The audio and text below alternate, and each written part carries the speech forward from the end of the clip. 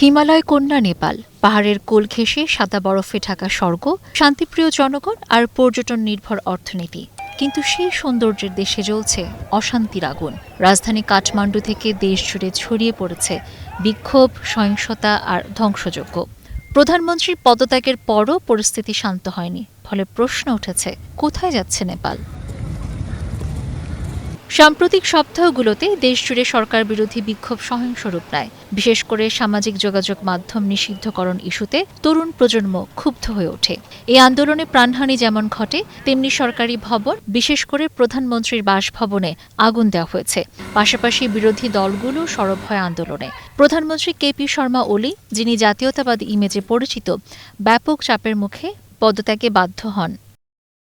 রাজনৈতিক অস্থিতিশীলতায় ১৯৯০ সালের পর থেকে নেপালে খুব কম প্রধানমন্ত্রী পূর্ণ মেয়াদ শেষ করতে পেরেছেন। ওলিও সেই ধারাবাহিকতায় বারবার রাজনৈতিক সংকটে পড়েছেন।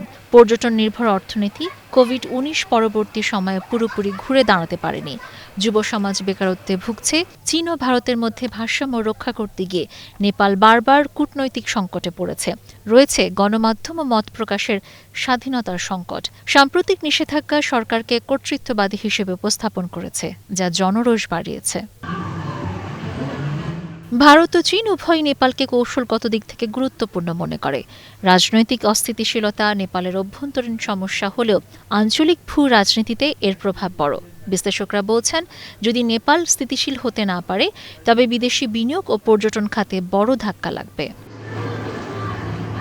বিশ্লেষকদের মতে, সরকার ও বিরোধী দলের মধ্যে সমঝোতা হলে গণতান্ত্রিক প্রক্রিয়ায় টিকে যাবে।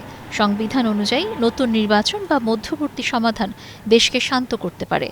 যদি সমাধান না আসে, তাহলে সহিংসতা বাড়তে পারে। এতে বিনিয়োগ কমবে, পর্যটন খাত ধ্বংস হবে এবং সাধারণ মানুষ ভোগান্তিতে পড়বে। রাজনৈতিক শূন্যতার সুযোগে প্রভাব বাড়তে পারে চীন ও ভারতের।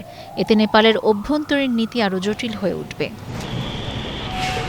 হিমালয়ের শান্ত দেশ নেপাল আজ অশান্তির আগুনে দগ্ধ। তবে ইতিহাস বলে, নেপাল বারবার সংকটের মুখ থেকে উঠে দাঁড়িয়েছে। তাই বিশ্লেষকরা মনে করছেন, শক্তিশালী গণতান্ত্রিক প্রক্রিয়া, সংলাপ ও জনগণের প্রত্যাশা পূরণের মধ্য দিয়ে আবারও শান্তির পথে ফিরতে পারে হিমালয়ের এই দেশ। Sabina Sultana, star news.